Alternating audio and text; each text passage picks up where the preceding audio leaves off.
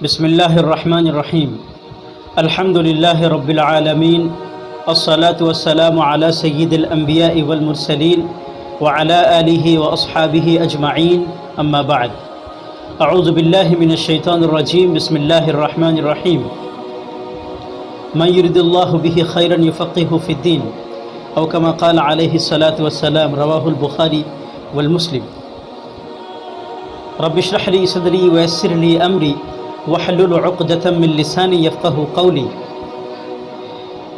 My brothers and sisters, first of all میں سبھی حضرات کو جو ویڈیو دیکھ رہا ہے میں اپنے تہہ دل سے شکریہ ادا کرتا ہوں۔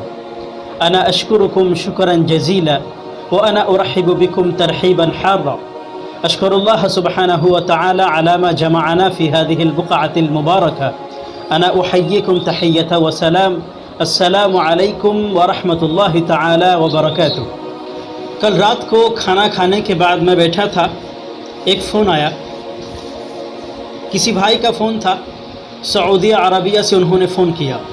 انہوں نے مجھ سے کہا کہ مفتی صاحب ایک مسئلہ پوچھنا ہے۔ میں نے کہا پوچھو۔ انہوں نے کہا فون پر طلاق واقع ہوگی یا نہیں؟ پھر میں نے ان سے کہا کہ جناب یہ مسئلہ آپ مجھے کیوں پوچھتے ہیں؟ مسئلہ کیا ہے؟ ذرا مجھے تفصیل سے بتائیں۔ پھر انہوں نے مجھے کہا کہ دیکھیں جناب میں سعودیہ عربیہ کے اندر رہتا ہوں، اور یہ کل رات کو میں اپنی بیوی سے بات کر رہا تھا تو ہمارے گفتگو کے درمیان جو ہے جھگڑا چھڑ گیا۔ تو میں نے غصے میں آ کر کے اپنی بیوی کو کہا کہ میں نے تمہیں طلاق دیتا ہوں، میں تمہیں طلاق دیتا ہوں، میں تمہیں طلاق دیتا ہوں، 3 مرتبہ کہا۔ تو کیا اس طرح سے کہنے سے یہ طلاق واقع ہوگی یا نہیں؟ اور اگر طلاق واقع ہوگی تو کیا میں اپنی بیوی کو دوبارہ پا سکتا ہوں یا نہیں؟ دیکھیں جناب، سب سے پہلی بات جو یہ شخص ہے، آپ جو ویڈیو دیکھ رہے ہیں آپ کو ہی میں بتلا دوں، آج ٹرینڈنگ پر یہی مسئلہ چل رہا ہے۔ لوگ اپنی بیوی کو طلاق دے دیتے ہیں اور ساتھ ہی ساتھ اسی حال میں اسی طرح سے وہ زندگی بسر کرتے ہیں، اور جو اولاد ہوتا ہے سب کے سب حرام اولاد ہوتا ہے۔ I am sorry for this language, لیکن بٹ یہ بھی بالکل سچ بات ہے۔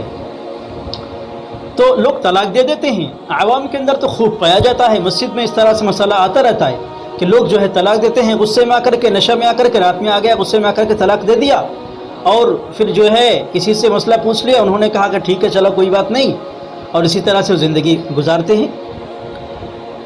تو میں نے پھر ان سے کہا کہ جناب آپ نے جو کوشچن کیا ہے ان کا آنسر یہ ہے کہ سب سے پہلی بات تو یہ ہے کہ فون پر طلاق واقع ہوگی، اور آپ نے جو کہا اپنی بیوی کو کہ میں تمہیں طلاق دیتا ہوں، میں تمہیں طلاق دیتا ہوں، میں تمہیں طلاق دیتا ہوں، اس سے آپ کی نیت کیا تھی؟ آپ کا مقصد کیا تھا؟ پھر انہوں نے مجھے کہا کہ اس الفاظ سے میرا مقصد میری بیوی کو خاموش کرانا تھا، نہ کہ طلاق دینا تھا۔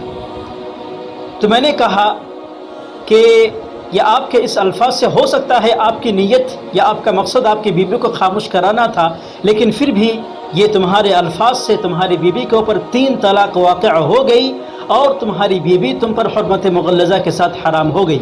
اب تمہارا جو نکاح ہے وہ بھی ختم ہو گیا، اب فراق اور انفکاک اور جدائیگی دونوں کے اوپر لازم ہے۔ اب تم اپنی بیوی کے ساتھ یہ ایک بستر پر نہیں سو سکتے۔ یہ ایسا تصور کر لیجئے کہ تمہاری بیوی جو ہے وہ ایک اجنبی عورت کی طرح ہے۔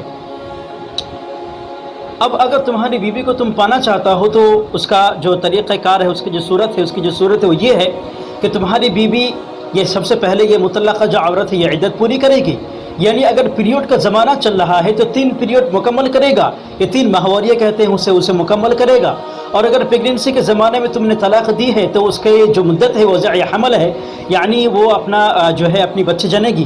پھر اس کے بعد وہ یہ عدت مکمل ہونے کے بعد ایک دوسرے مرد سے وہ نکاح کر سکتی ہے، اور دوسرے مرد سے نکاح کرنے کے بعد وہ مرد اگر حق زوجیت مکمل کرنے کے بعد طلاق دے دے اور پھر وہ عورت عدت جو ہے مکمل کرے تو دوبارہ تم اپنی بیوی کے ساتھ نکاح کر سکتے ہو، اور یہ تمہاری بیوی اس صورت میں تمہیں جو ہے مل سکتی ہے۔ لیکن یہاں پر ایک بات دھیان رکھنا بڑا ضروری ہے کہ شوہر اول شوہر ثانی کو نکاح کے وقت کوئی شرائط اپنی جانب سے عائد نہ کرے کہ اس طرح سے کہ تم جو ہے اس سے شادی کر رہے ہو ٹھیک ہے، لیکن شادی کرنے کے بعد حق زوجیت ادا کرنے کے بعد دوبارہ تم اسے طلاق دے دو گے اور میں اسے دوبارہ نکاح کروں گا، اس طرح کی کوئی شرائط نہیں ہونی چاہیے۔ یہ مسئلہ جو ہے بہت مشہور ہے، اور یہ مسئلہ آپ کو انشاءاللہ فتوی عالمگیریہ کے اندر یہ مسئلہ آپ کو مل جائے گا۔ وَإِنْ كَانَ الطَّلَاقُ ثَلَاثًا فِي الْحُرَّةِ وَثِنْتَيْنِ فِي الْأَمَةِ لَمْ تَحِلُّ لَهُ حَتَّى تَنكِحَ زَوْجًا غَيْرَهُ نِكَاحًا صَحِيحًا وَيَدْخُلُ بِهَا ثُمَّ يُطَلِّقُهَا أَوْ يَمُوتُ عَنْهَا۔ یہ کتاب الطلاق باب الرجعہ کے اندر جلد نمبر 1 صفحہ نمبر 473 کے اندر یہ آپ کو بیروت سے جو نسخہ ہے اس کے اندر یہ مل جائے گا۔ اور اسی طرح سے فتوی شامی کے اندر لا ينكح مطلقة من نکاح صحیح نافذ بها أي بثلاث ولو حرة وسنتين ولو أمة ولو قبل الدخول۔ یہ مسئلہ الى آخر العبارہ آپ کو فتوی شامی کے اندر کتاب الطلاق باب الرجعہ اس کے اندر جلد نمبر 3 صفحہ نمبر 410 اس کے اندر آپ کو یہ چیزیں مل جائے گی۔ اور ساتھ ہی ساتھ ہماری فقہ کی جو مشہور کتاب ہدایہ ہے ان کے اندر بھی آپ کو یہ مسئلہ مل جائے گا۔ وَإِنْ كَانَ الطَّلَاقُ ثَلَاثًا فِي الْحُرَّةِ أَوْ سِنْتَيْنِ فِي الْأَمَةِ لَمْ تَحِلُّ لَهُ حَتَّى تَنكِحَ زَوْجًا غَيْرَهُ نِكَاحًا صَحِيحًا وَيَدْخُلُ بِهَا ثُمَّ يُطَلِّقُهَا أَوْ يَمُوتُ عَنْهَا۔ یہ کتاب الطلاق کے اندر فصل فِيمَا تَحِلُّ بِهِ الْمُطَلَّقَةُ جلد نمبر 2 اور صفحہ نمبر 132 کے اندر یہ آپ کو یہ مسئلہ مل جائے گا، تو یہاں پر آپ مسئلہ کو دیکھ سکتے ہیں۔ آج کے لیے یہیں تک۔ السلام علیکم ورحمۃ اللہ تعالی وبرکاتہ۔